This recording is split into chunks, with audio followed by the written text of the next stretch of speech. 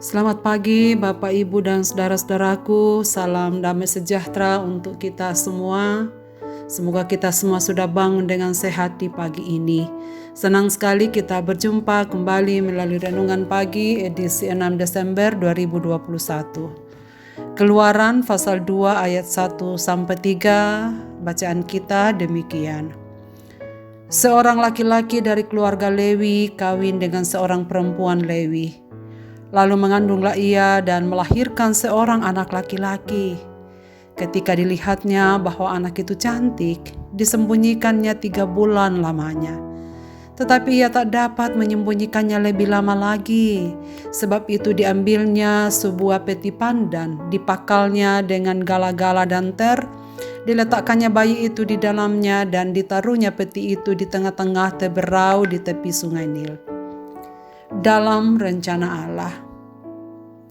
Kehidupan umat Israel di negeri Mesir lama setelah kematian Yusuf sedang mengerang dalam penderitaan karena perbudakan raja yang tak mengenal Yusuf. Dengan sengaja membuat penderitaan yang hebat untuk menghambat pertambahan jumlah orang Israel yang lahir di Mesir. Ketika rencana ini tak berhasil, maka diperintahkanlah pembunuhan bayi-bayi yang baru lahir dan menyuruh bidan yang membantu persalinan perempuan Israel membunuh bayi yang baru dilahirkan.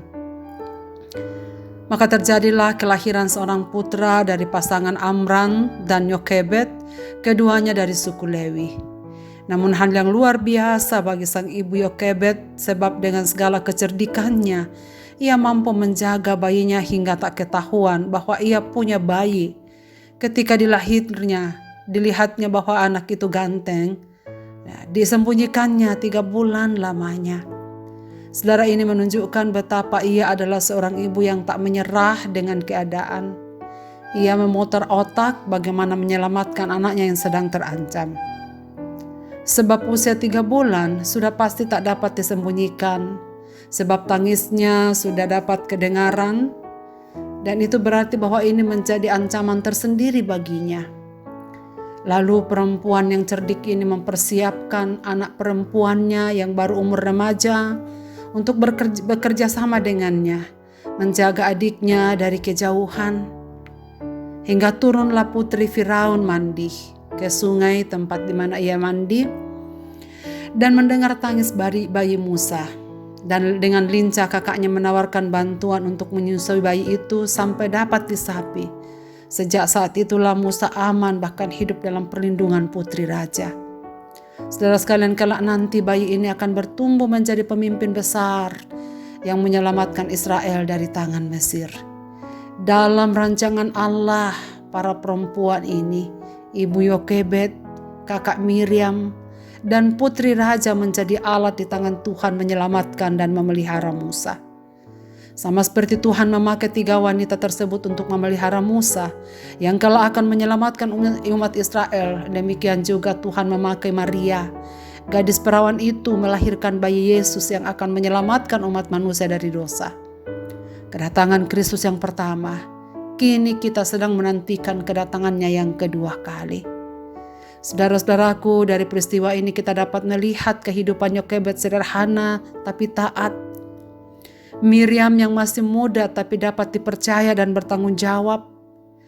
Dan putri Firaun, bangsawan kerajaan, yang dengan rela hati dan tulus hati mengambil anak itu. Kita dapat belajar siapapun dapat dipakai Tuhan bagi pekerjaannya. Kesamaan dari 3 perempuan ini adalah karena cinta kasih kepada Musa, ketulusan hati menyayangi Musa. Dan tentu bagi Yokebed karena dia lebih takut kepada Allah daripada perintah manusia.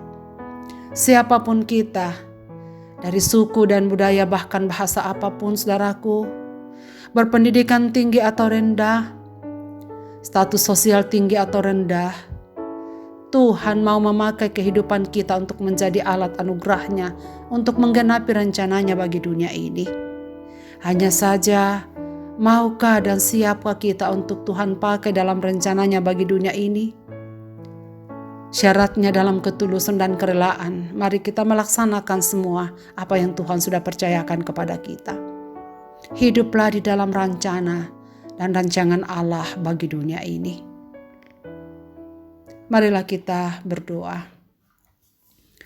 Bapa di sorga, terima kasih banyak untuk firman-Mu pada pagi ini. Kami melihat bahwa Tuhan beranugerah memilih dan memakai siapapun yang Engkau mau pakai sebagai alat-Mu di tengah-tengah dunia ini untuk mewujudkan kasih setia-Mu dan penyelamatan-Mu bagi banyak orang. Terima kasih untuk contoh hidup dari hamba-hamba-Mu yang Engkau pakai dalam firman yang kami baca hari ini. Ibu Yokebed, Kak Miriam, dan Putri Raja. Tuhan boleh memakai mereka. Dan karena itu mereka memberikan hati mereka kepadamu. Tolonglah kami ya Bapa di surga supaya apa yang Tuhan percayakan kepada kami respon dengan baik. Kami mengerjakannya dengan cinta kasih dan dengan tulus hati. Supaya makin banyak orang yang mengenal Engkau sebagai Allah yang baik. Dan kami percaya bahwa setiap kami ada di dunia ini karena kami ada dalam rencana dan rancangan Tuhan. Dan biarlah Roh-Mu menuntun kami sekalian. Sehingga apa yang Tuhan percayakan pada kami dapat kerjakan dengan baik. Ke dalam tangan kasih-Mu Bapa, hamba mendoakan semua pendengar renungan pagi ini dimanapun mereka berada. Dalam situasi hidup mereka, Bapa berkenanlah Engkau hadir dalamnya. Mereka yang sedang berduka, Tuhan hiburkanlah mereka satu persatu. Mereka yang sedang sakit, Tuhan kuatkan, teguhkan mereka. Berikan kesembuhan dalam nama Tuhan Yesus. Mereka yang sedang ragu-ragu atas iman mereka, dekaplah mereka ya Tuhan. Nyatakan diri-Mu bahwa Engkau ada untuk mereka. Engkau Allah yang dapat dipercaya. Dan kiranya kami semua menyerahkan diri dalam tangan pimpinan Tuhan. Untuk melihat hal-hal baik yang Engkau akan kerjakan bagi kami. Tuhan pimpin kami untuk mempersiapkan diri dengan sungguh. Menanti kedatangan-Mu yang kedua kali. Inilah doa kami ya Bapa, sambut kami berseru dalam Yesus Kristus Tuhan kami. Amin. Selamat pagi Bapak, Ibu, dan saudaraku, selamat beraktivitas di hari ini dan selamat memasuki Minggu Advent yang kedua. Tuhan Yesus memberkati kita sekalian. Amin.